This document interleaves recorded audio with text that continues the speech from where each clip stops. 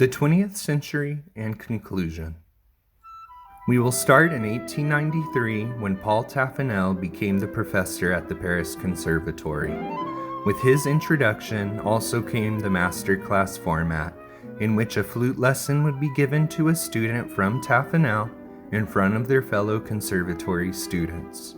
Taffanel and Philippe Gobert, another professor at the conservatory, and their pupils were really the founders of the French school of playing. At its core, the Taffanel and Gobert style promoted the idea that it is within the tone that the player conveys the music to the listener.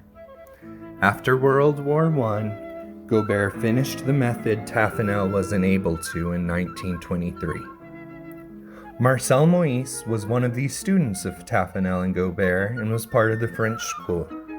He built upon his teachers in the idea of flute playing being related to singing. Later in his life, he speculated about Toulouse being the true founder of the French school and not so much Taffanel. He premiered Maurice Ravel's Daphnis and Chloe, Igor Stravinsky's The Rite of Spring, and others. The Ibert Flute Concerto was also written for him.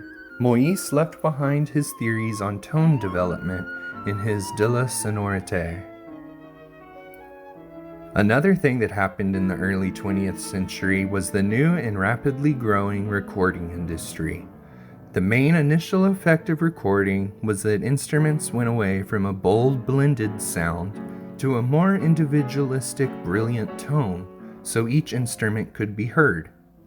Because of recording, vibrato becomes widely accepted prior to World War I. The exception being in places like Berlin and Vienna, where they were still playing on keyed flutes until the 1930s. I've personally heard until 1955, still playing with little to no vibrato. The prior Taffanel and Gobert way of French school playing was dead against vibrato.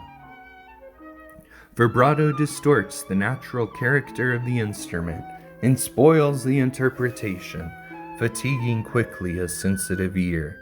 It is a serious error and shows unpardonable lack of taste to use these vulgar methods to interpret the great composers. Initially, the recording industry was not able to clip, enhance, or edit in any way.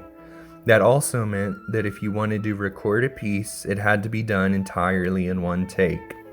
There was quite a lot of pressure not to be the one to mess up a take. The instruments had to adjust. Adding vibrato on all the notes hid the errors in their less than spectacular tuning standards at the time, but it also gave the tone more depth and volume. Moïse was the recording artist, flutist, caught in the middle of this problem. I played the first performance on his master's voice. We recorded, just us wind players. And it was awful. My tone had no life. What to do? Somebody suggested waiving the tone, but no, I refuse. Better to go to a farm and imitate the noise of a sheep. But what I developed was the vibrato. I was the first man to introduce vibrato, not only on the flute, but in a woodwind. Marcel Moïse became the first flute recording artist, and with him came vibrato. By the 1970s, he said the French school had basically disappeared. This is where I would like to end my first series for the Flute Angel channel. I would like to direct you all to my channel page and listen to the early recording collection. From that point on, the flute, its repertoire and innovations have been pretty well recorded elsewhere. It is my hope that you have enjoyed this series. I will only ask these things once, as this is my first flute series on YouTube. Yes, I have other ideas, many.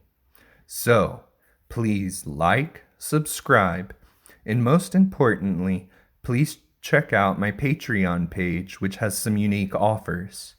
You can find the link at the bottom of the description of this video. Thanks to all for watching.